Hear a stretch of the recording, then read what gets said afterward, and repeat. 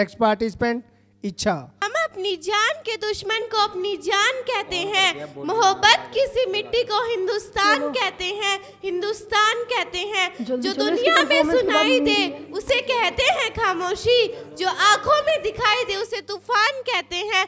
जो ये दीवार का सुराग है साहब, जो ये दीवार का सुराग है, चाइना अमेरिका पाकिस्तान साजिशों का हिस्सा है, मगर हम इसे अपने घर का रोशनदान कहते हैं, मगर हम इसे अपने घर का रोशनदान कहते हैं।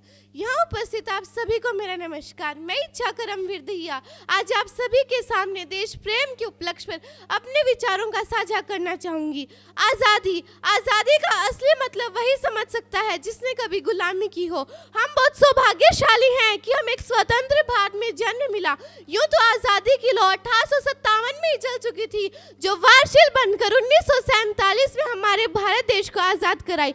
हम अंग्रेजों के जाल में फंसते चले गए थे तो मेरे रंग दे बसंती चोला की एक आवाज में टोले के टोले उमड़ आए थे। यह उस समय की कसौटी थी साहब, यह उस समय की कसौटी थी। तब लोग मर रहे थे, मिट रहे थे, फांसी चढ़ रहे थे, और उस समय के हुए युद्धों में अपना सुहाग गवा देने वाली औरतों के घर के हालात हो जाया करते थे। प्यार भी भरपूर गया, मांग का सिंदूर गया, नन्हे नौनिहालों की लंगोटियां चली गई, छोटी छोटी बेटियों की चोटियां चली गई, बाप की कमाई गई, भाई की पढ़ाई गई, न जाने ऐसा क्या विस्फोट हो गया। पूरे जिस्म की तो कहीं बोटियां चली गई, पूरे जिस्म की तो कहीं बोटियां चली गई। इतना सब कुछ हो जाने के बावजूद भी एक माँ अपने बेटे को सड़क पर दुश्मनों की धज्जियां उड़ाने के लिए भेजा करती है और उसे पत्र लिखा कर भेजती है। अम्मा ने पत्र लिखा है बड़े चाव से, पुत्र मेरे ना घबरा जाना, एक इंच भी पीछे ना हट जाना, चाहे इंच कट जाना, चाहे इंच कट जाना। इस तरह पूरा परिवार अपनी देशभक्ति को साबित कर रहा होता था। तब देश बलिदान मांगता था, तब देश लड़ जाने को कहता था, तब देश मिट जाने को, फांसी चढ़ जाने को, कट जाने को कहता था। किंतु आज देश लड़ जाने को, मिट जाने को, फांसी चढ़ जाने को नहीं कहता, बल्कि मेरे विचारों में तो सबसे अच्छा देशभक्त वही होगा जो अपने काम को पूरी मेहनत, पूरी ईमानदारी और पूरी लगन के साथ करेगा।